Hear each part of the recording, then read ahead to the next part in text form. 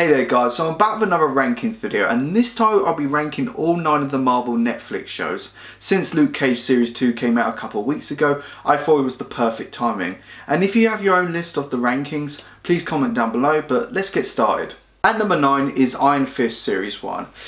Yeah, this is the weakest by far. I mean, nobody likes this one, but there are some redeeming qualities.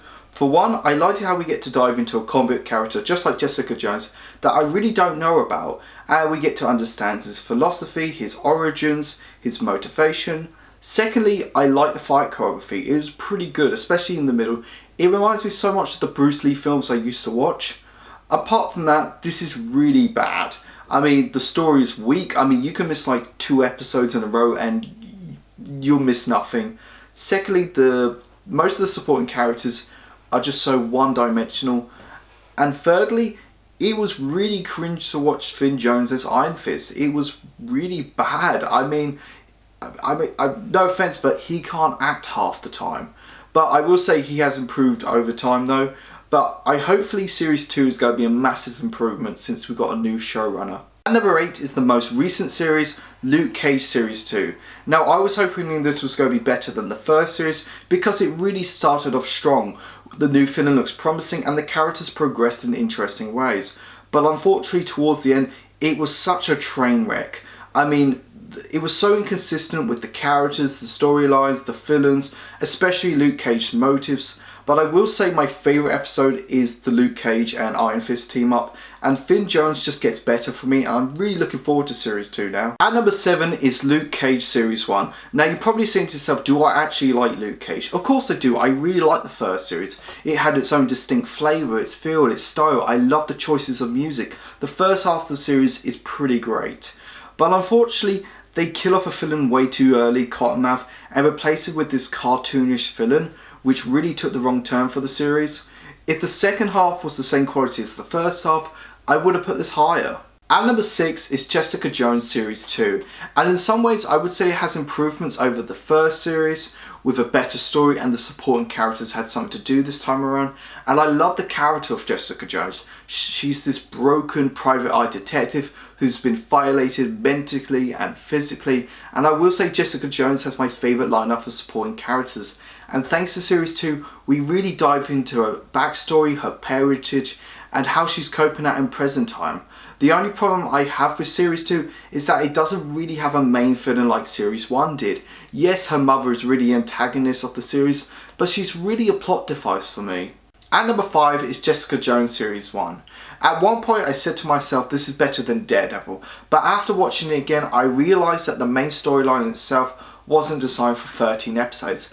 8 episodes maximum, because there is some really boring filler to this. That being said, it's a really great character study on Jessica Jones. For someone who is powerful but also broken, we really dive into her and her interaction with Luke Cage, who was introduced in this series, and the cherry on top was Kilgrave, aka the Purple Man, played by David Tennant, who really kills it. Number 4 is The Defenders. This was my most anticipated series by far, and in the end it was good, just good. On the one side, it was great to see all these heroes come together, Daredevil, Jessica Jones, Iron Fist, Luke Cage, and fight off the hand. And for an 8 episode series that had all these heroes come together and had great chemistry, it was really well balanced. And I will say Defenders has redeemed some worries I had about it from the individual series. The best example is Iron Fist.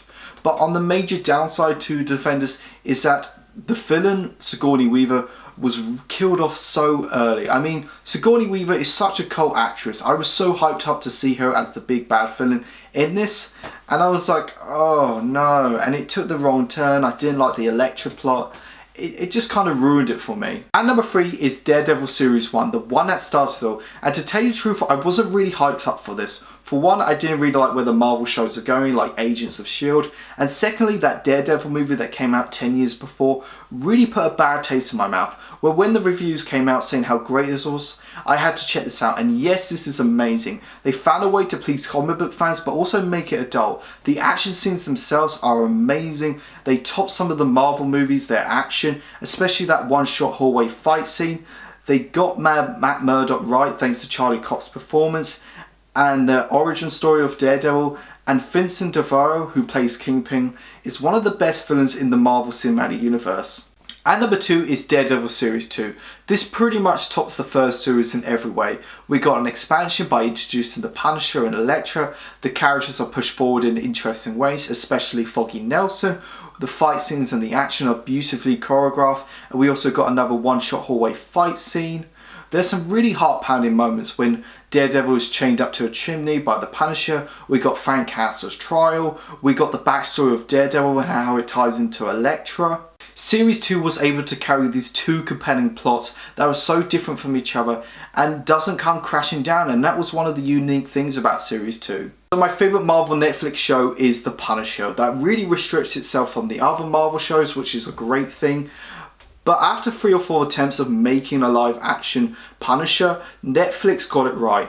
Jon Bernthal as Frank Castle, aka The Punisher, is everything I wanted from the comic books. He brings such a humanity and vulnerability to a hero who could be harsh, brutal and physical. The action scenes themselves, compared to the other Marvel shows, it's really brutal and violent, which is great for the character. This is just such a tight cast.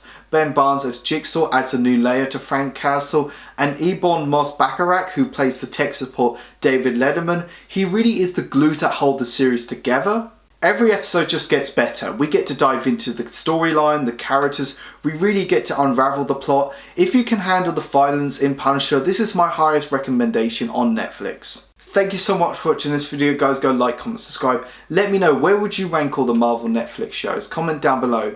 Go check out my Facebook, my Twitter and my Instagram page. I'll see you guys soon. You guys are awesome. I've got your back.